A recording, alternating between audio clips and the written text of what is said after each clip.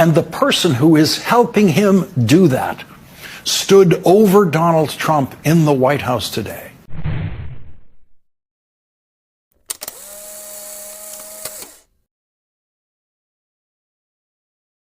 Hello everyone, welcome back to the channel. Today we are breaking down the biggest stories, the widest reaction and the moments that have everyone talking. Today we are diving into a viral moment that just flipped the script on power in the White House. Elon Musk walked into Trump's Oval Office and made a statement without saying a word.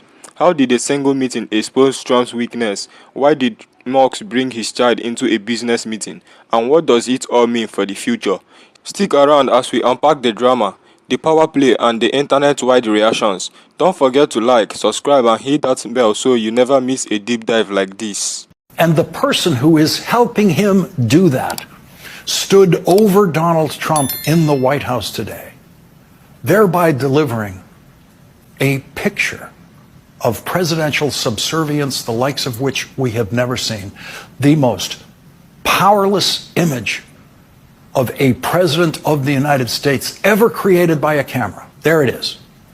In that shot, Elon Musk is doing everything he possibly can to tell the world, without saying a word, that Donald Trump is not the boss of me. Donald Trump is the boss of the other adults in that shot, Stephen Miller and Will Scharf, and that's why they are following Donald Trump's lead on the dress code for the Oval Office, which is the same dress code that has existed for every previous president. The child was there as a power play by Elon Musk, demonstrating he can do whatever he wants in that room. When Donald Trump is your boss, you don't bring your kid into a business meeting with Donald Trump. And when Donald Trump is your boss, you don't talk more than Donald Trump in a business meeting with Donald Trump. Elon Musk spoke 3,666 words. Donald Trump spoke 2,487 words. Mike Pence never had a day like that in the Oval Office with Donald Trump. J.D. Vance will never have a day like that in the Oval Office with Donald Trump, because Donald Trump is the boss of J.D. Vance. When the president speaks in the Oval Office, no one else does. Except today. Elon Musk interrupted Donald Trump when Donald Trump was speaking, and Elon Musk's 4-year-old child spoke while Donald Trump was speaking. And nothing could demonstrate the power of Elon Musk more than his child speaking while Donald Trump was speaking. Alco, do you know how much money a day Mr. Musk will receive from the federal government for his contracts? No. The answer is $8 million a day. Just last year, Elon Musk was promised $3 billion from close to 100 contracts with the federal government. Ms. Royal, do you know how much the average person in this country who survives on Social Security, one of our seniors who's worked their entire life, about how much they have to survive on a day? I do not. $65 a day. We're not looking into Elon Musk's $8 million a day. This subcommittee, chaired by Marjorie Taylor Greene and the House Republicans, is looking into your grandmother's $65 a day. Let me be clear. I think we would all support taxpayer savings. Look into money we might needlessly send to billionaires and big corporations. Find taxpayer savings and send it back to your hardworking family. And a power play it was. Imagine Kamala Harris standing in the Oval Office with let's say, a grandkid hanging over her shoulders and interrupting her, or anyone else for that matter, in that press conference that had to do with the fiscal duties of the United States, pretty serious stuff. They were not in a garden. They were in the actual Oval Office. The vitriol would have been endless. Oh my, I can imagine the type of Karenhood that this thing would have ignited. But except for Lawrence O'Donnell, I don't see anyone else getting all per clutchy. No, sirree, because it was a power play. And like he says, that the subserviency of that 47 person there is evident that he is not in charge. And again, only Lawrence O'Donnell is speaking about this. So it's because, there are no Lawrence O'Donnells left in the United States, because the United States that we used to understand and know is no longer. So enjoy what you have bought. And do you know why that is?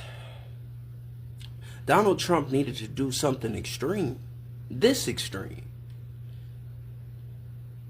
to circumvent the campaign of Kamala Harris. You know what it was? Donald Trump wanted so badly to fix the problems that we had here in the United States. He wanted to stop the illegal influx of immigrants.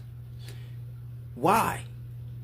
So you, as an American citizen, now, I just don't understand the logic. That's why I say a lot of you guys have to be like bots or like not real people. Because to complain about high tax rates and high prices, but in the same breath support illegal immigration, when illegal immigration is the reason your taxes have to go up. Why? I guess if you didn't understand, if there's illegal immigrants who don't pay taxes using up resources that you as the taxpayer pay for, that's an increase of goods and resources used. Therefore, more funds have to be allocated to those resources. So in the same breath, people supported illegal immigration, but also complained about higher taxes and prices. Donald Trump had to do something desperate. Otherwise, his campaign wouldn't have beaten Kamala Harris's. He brought in Elon Musk. Now, our whole country is at severe risk because for some reason you guys wanted illegal immigrants to take all of our money. For some reason you wanted abortion so badly. And these are just questions that boggle my mind and still have not been properly explained. Wanted abortion so bad, like we must be able to have willy-nilly sex and then abort the baby. For what? And then we must be able to have white women take our jobs. Because that's, if you look it up, the main beneficiary of diversity, equity, inclusion was white females. Well, what's interesting about that and how it does tie into the LGBTQ movement, which was also, those were like her three biggest talking points: illegal immigration, abortion, and LGBTQ, which in the long term all equals a slow G word, ENOCIDE, of our country, by letting immigrants come in and do whatever they want, by killing off the next generation because you can't seem to execute the simple use of birth control, and by pressing homosexuality and transgenderism to the kids. And then check this out. Now, I don't have anything against that. If you're gay, I just don't think that it's a good idea to be implanting that into children's minds and thinking that you should be able to go ahead and make a life-changing decision like whopping off your mans when you're like 6, 7, 8, 9, 10, 11, 12 years old, before you've even developed a prefrontal cortex. But nonetheless, also, back to the DEI, white women, which, interestingly enough, if a white male decides to lop his man's offer, he probably doesn't even have to do that. If he just decides to identify himself as a white woman all of a sudden, then he qualifies to get a better job than you. Isn't that interesting? But that's what you guys wanted so badly, and that is the catalyst to why we now have Elon Musk standing over the president in the Oval Office talking about what he gonna do. He even got the little kid. He got the little kid in there talking brazy to the president. I guess that's why Afriforum wants to go to America. It's ran by South Africa. So, what do you think the countdown is on when their very public breakup happens? Like, how soon do you think it is? As soon as Trump finds out that they just called him powerless and subservient to Elon Musk. I keep trying to make this video. Anyways, ignore the filter. I have a pimple. That's not the point. I was just thinking about this. My coworkers literally told me during election season that the reason why they're not voting for Kamala is the fact that, like, how would it look having a female as a president? Because that just makes us look not as strong. Yeah, how does this make us look? We voted for a felon, and we have a billionaire standing in the White House with his bratty little child running around making all these freaking decisions. Like, that's... If you went to a doctor's office and you saw your doctor with their kids just running around the office, would you still go? Would you be like, what the hell is this, like a daycare center? Like, what? And Elon Musk is the richest person on the planet, and yet he's allowed to bring his kid? Like, what happened to the nanny? Nanny's off? Don't you have like 8 of those? Also, he's an immigrant. Isn't he supposed to be on the bus to Guantanamo Bay to get waterboarded? Like, what? What are we doing? The math is not mathing.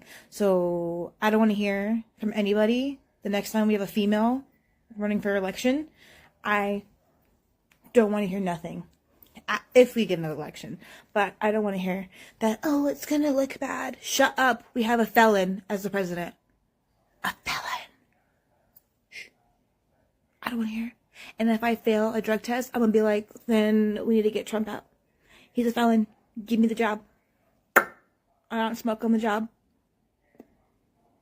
Anyways, whatever. I'm going to go do my cybersecurity and try to make money while I still am able to. So I see now, you know who the bottom and who the top is. Alright, Elon Musk's presence in the Oval Office with Donald Trump wasn't just a routine business meeting. It was a power play, and the dynamics of that room tells us everything we need to know about who truly holds the influence. The image captured of Musk standing over Trump has already been described as the most powerless photo of a US president ever taken. And when you break it down, it's hard to argue against that. First, let's talk about the unspoken rules of the Oval Office. Historically, when a president speaks, everyone else listens. The power structure in that room is clear. Everyone defies to the leader of the free world. That is why past images of Trump's meeting with people like Mike Pence, Stephen Miller, and other political figures all follow the same pattern. They sit, they listen, and they rarely, if ever, interrupt. But this meeting is shattered that norm completely. Musk not only spoke more than Trump, he literally dominated the conversation over the course of the meeting. Musk spoke 3,666 words, while Trump only spoke 2,487 words. That is a huge difference, especially considering that Trump is known for monopolizing discussions. This was his White House, his meeting, and yet Musk took control in a way no one else ever has. To put it in perspective, people like J.D. Vance or Mike Pence would never have spoken more than Trump in such a setting. That just doesn't happen. And then there is the fact that Musk brought his child to the meeting. That alone speaks volumes. This wasn't just casual. This was international. In professional business settings, especially ones involving high-stakes political discussions, bringing a child is unheard of. It signaled that Musk didn't see Trump as a serious authority figure. Think about it. If you were meeting someone you genuinely respected as a boss, you would bring your Tudor along? Of course not. That is why no one else in Trump's circle does it. But Musk did, and his child ever spoke while Trump was speaking. That's right, there is a level of disrespect and dismissal that Trump has never experienced in his own space. But let's step back and ask, why would Musk do this? What message was he trying to send? Well, first off, Musk has spent years cultivating an image of being independent, untouchable, and beholden to no one. He wants people to believe that even world leaders can't control him, and in this moment, he proved it. While everyone else in that room followed Trump's unspoken rules, including dressing formally in accordance with traditional Oval Office protocol, Musk didn't. He did what he wanted, made himself the focal point of the meeting, and essentially turned the White House into his own personal stage. And it's important to remember, Trump values loyalty above all else. He expects absolute difference from those around him. This is the same man who made his cabinet members go around the room and publicly praise him. He needs to be the center of attention, but in this meeting he wasn't. Musk stole that spotlight effortlessly, and Trump just had to sit there and take it. That is something we haven't seen before. Now let's talk about the financial aspect of this dynamic. The numbers don't lie. Elon Musk makes $8 million per day from the US government. A senior citizen on Social Security gets just $65 per day. That contract alone is striking. It tells us exactly where the priorities lie. Why politicians like Trump push tax cuts for billionaires and slash social programs, people like Musk are making millions from government subsidies. And the irony, Musk, who claims to be against government interference, benefits from government money more than almost anyone. He strives of it, and yet we know exactly whose budgets Trump and Musk would rather cut. It's not the billionaires subsidies, it's social security, Medicare and medical. And the internet isn't blind to this. People are calling it out. Social media exploded with reaction, highlighting how Musk exposed Trump's weakness. Some pointed out that this was the first time Trump looked like the better in the room, completely outmaneuvered by someone more powerful. Others are saying this is proof that Trump has no real influence over billionaires. They use him when they need him and ignore him when they don't. Even conservatives who normally defend Trump are struggling to spin this, because no matter how you look at it, Trump, who prides himself on being the alpha, was reduced to the background of his own meeting. He let Musk do whatever he wanted, says whatever he wanted, and even let his child interrupt him, something that never would have happened if Musk respected Trump's authority. So what does this all mean moving forward? Well, for one, it shows that Trump's grind on power isn't what it used to be. If someone like Musk can walk into the Oval Office and completely undermine him without consequences, it raises questions about whether Trump is as dominant as he portrayed himself to be. And if that is the case, then what does that say about his ability to lead? Because if he can't even command respect in his own meeting, how is he supposed to run the country? At the end of the day, this meeting wasn't about politics, it was about power, and in that room, it was clear Trump wasn't in charge, Musk was. And there you have it. Elon Musk just walked into Trump's Oval Office and flipped the power dynamic on its head. Was this a flex, pure disrespect, or a sign that Trump isn't as powerful as he seems? Let me know what you think in the comments. Do you think Musk was out of line, or was this just another billionaire power move? And if you enjoyed this breakdown, don't forget to like, subscribe, and hit that bell so you never miss a deep dive into politics, power, and the internet's widest reactions. Thanks for watching, and I will catch you in the next one.